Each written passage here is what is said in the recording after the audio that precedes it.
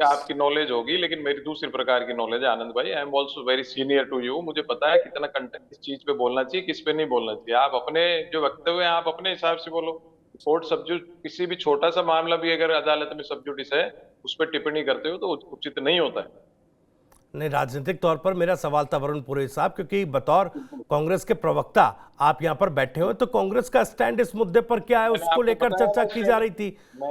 मैंने कोर्ट में सब्जुडिस मामले को भी अलहदा करके मेरी अब टिप्पणियां कोर्ट करी ने ये हैं। तो कोई निर्देश नहीं दिया कि जब तक इस मामले पर हाईकोर्ट कोई फैसला न सुना दे तब तक इस मामले पर कोई पॉलिटिकल पार्टी सवाल नहीं पूछ सकती, सवाल खड़ा नहीं कर सकती सरकार के सामने। ऐसा तो कोर्ट ने कोर्ट कोई ने निर्देश नहीं दिया ना सर। तो फिर खैर, आप मैं नहीं ना लौटूंगा आपके पास। सब। अशोक चौधरी साहब, मैं आपके पास आ रहा हूं भाई।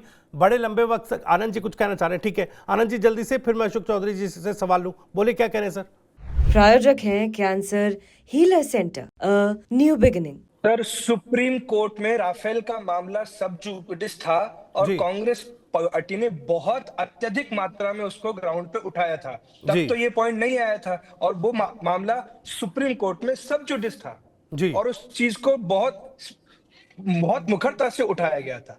तो मेरा तो ये व्यू है कि आप मैं हमारा ये अधिकार है कि हम अपने पक्ष को रख सकते हैं, चाहे वो मैटर किसी भी स्टेज पे हो। जी ठीक है अशोक चौधरी साहब, आपकी टिप्पणी में भाई हाईकोर्ट में तो बड़ा सख्त रुख दिखाया है।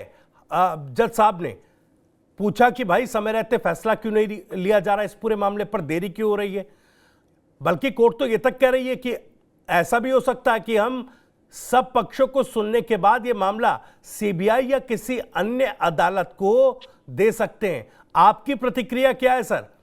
क्या सरकार और विपक्ष, कांग्रेस की मैं बात कर रहा हूं, क्या दोनों के लिए यह मुफीद स्थिति है कि यह मामला जुडिशरी की परिधि में अटका रहे और जो इस पूरे मामले में मगरमच्छ जिनको पकड़कर जेल की सलाखों के पीछे डालने के दावे किए जा रहे थे चुनावों में, वो आजाद घूमते रहे? देखो त्यागी जी, ये बात सही है कि मामला कोर्ट में है और सरकार इस पे कमेटी बना के भी कोई निर्णय नहीं ले पा रही थी। बात जहां सुप्रीम माननीय हाईकोर्ट ने कहा है सीबीआई जांच की, ये मांग तो हम शुरू से कर रहे हैं कि इसकी सीबीआई जांच होनी चाहिए। जी भर्ती मैं कह रहा हूँ, बात वो नहीं कि सरकार भर्ती रद्द कब करेगी, कैसे करेगी, क्या करेगी। सबसे बड़ी बात है कि ये जो कांड हो रहे हैं उसके बाद में जो बड़े मगरमच्छ जो बार बार है ना, बड़े मगरमच्छ आज भी नहीं पकड़े गए त्यागी जी। आरपीसी चेयरमैन साहब से तत्कालीन आरपीसी चेयरमैन से पूछताछ नहीं हुई। ईआरओ भर्ती में क्या हुआ? भर्ती रद्द हो गई। आज क्या हुआ? मामला शांत। क्या पकड़ा गया कोई भी बड़ा मगरमच्छ? नहीं पकड़ा गया। रीट में पेपर आउट हुआ, उसमें क्या हुआ? पारासर को पकड़ के जेल में डाल दिया, उसके बाद कहां गई? क्या उसको लगाने, उसकी नियुक्ति करने वाला कौन था? एक प्राइवेट आदमी को जो सिस्टम में था इसको लगाना, क्या हुआ?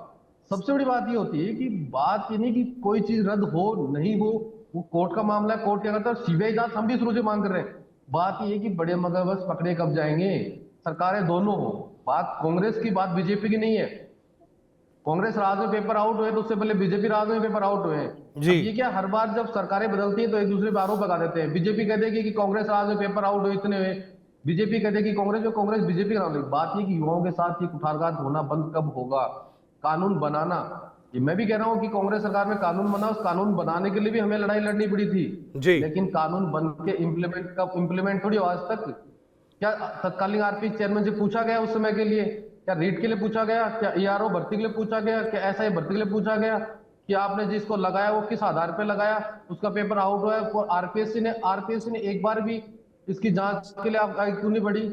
जब पता था कि भर्ती में घोटाला हुआ है, आरपीसी की तरफ से एफआईआर क्यों दर्ज नहीं हुई? मैं तो बीजेपी से भी पूछना चाह रहा हूँ, आप बीजेपी पर वक्त आए नहीं है आपके माध्यम से, कि जब उस समय के जब कांग्रेस सरकार थी तो बीजेपी बड़े बड़े वादे करते थी। हम भी इस वक्त में, हम आज भी कहते हैं कि आरपीएससी एक संवैधानिक संस्था है, उसको भंग करके एक नई प्रकार से अच्छे योग्य लोगों को बैठाओ, लेकिन नहीं बैठाया जा रहा।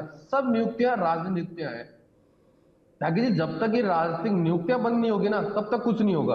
और मैं तो आज आपके माध्यम से आप कहना भी चाह रहा हूं कि इसकी सीबीआई जांच करवानी चाहिए, माननीय न्यायालय को सीबीआई जांच करवानी चाहिए ताकि बड़े बड़े मगरमच्छ पकड़े जाएं। क्योंकि ताकि जी देखो, ईआरओ भर्ती जो रद्द हुई ना, अभी आनंद शर्मा जी बताया, उसमें क्या हुआ? क्या मुझे बताएंगे उसमें किसी को पकड़ा? जी कुछ जो छोटे छोटे चोर थे उनको पकड़ लिया, लेकिन सबसे बड़ी बात है कि बड़े मगरमच्छ का है। जैसे आरपीएससी में बाबूलाल कटारा को पकड़ा, सब राज खुले ना। चेयरमैन को भी पूछना चाहिए। बात ये है कि ईआरओ भर्ती में क्या जांच नहीं, क्या कहीं नहीं करी, श्रृंखला नहीं आरपीएससी की, बिल्कुल है, लेकिन भर्ती रद्द होके मामला खत्म हो गया, भूल गए। युवाओं को बोल दिया गया कि आप भर्ती रद्द हो गई है, आप नहीं दोबारा इसके एग्जाम करा, तैयारी करो। लेकिन साहब जिन्होंने जिनकी वजह से रद्द हुई है, जिनका नुकसान हो, उनका क्या होगा? बात रद्द करने से नहीं, पेपर आउट और रद्द, पेपर आउट हो क्यों रहा है, सबसे बड़ी बात ये होती है। जी, क्या आरपीएससी चेयरमैन की जिम्मेवारी नहीं बनती? लेकिन कोई स्टेटमेंट, और आरपीएससी की तो दुर्गति ये हो रही है सर, मैं आपको बताना चाहूंगा कि रिजल्ट नहीं आते, 2-2 साल तक, 3-3 साल तक भर्तियां अटकी पड़ रहती हैं। जी, आरपीएससी के बारे धारा 144 लगा के रोक देते हैं कि आरपीएससी को अभ्यर्थी जा नहीं सकता।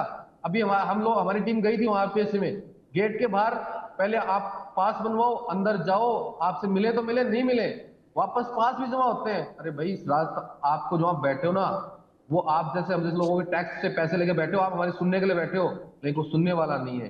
तो ताकि सरकार को कहीं ना कहीं स्टैंड लेना पड़ेगा, और लेना भी चाहिए। और मैं तो, आनंद शर्मा जी बैठे हैं इस केस को देख रहे हैं, मैं ये कहना चाहूँ कि हमारे न्यायालय से गुहार लगानी चाहिए कि इसकी सीबीआई जांच होनी चाहिए अच्छी ठीक है लेवल पे, सर। और दोषियों को पकड़ना चाहिए। ठीक है सर।